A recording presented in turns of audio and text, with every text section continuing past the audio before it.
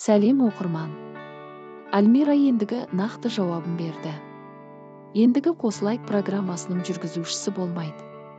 Оған енді бірнеше себептер бар деп ойлаймын. Біріншісі ол жүктілік, екінші себеп қандай деп ойлайсыздар? Альмира ханымға сұрақтар келіпті, сол сұрақпен жауабын оқып берейін. Қосылайыққа енді келмейсіз бе? Мен кадр сыртында жұмыстамын, достар, ешкім көрмейтін орын, бірақ өте маңызды жерде, деп жауап берген болатын. Ендігі нақты жауабын естідік деп ойлаймыз. Және де инста желісінде бір сурет салған болатын. Ішінде Альмира өзінің жазуларын қалдырды. Оқып берейін. Санасы жоқ адамдар кінәні бір жақтан ғана іздейді. Себебі санасыздығы өздерінің кінәлі екенін мойындатпайды. Алла сондай санасыздардан сақтай көр деді. Кімге арнады деп ойлайсыздар? Бір сторисында кімге арналғанын өзі білет деп қойыпты. Жүргізуші өзі ақ қалатын болды ма енді Бауыржан? Әлде қасына бір жаңа адамды алып келе ме?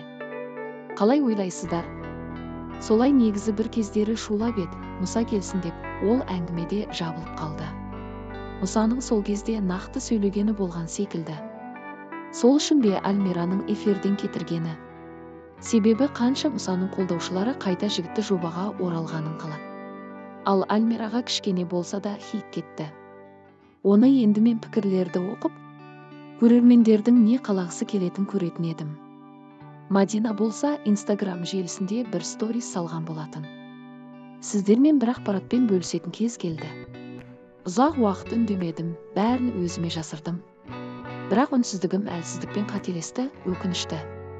Аздаған адам азап шегуі мүмкін, бірақ соны өздері қалапты. Енді маған ренжіп жүрмесін.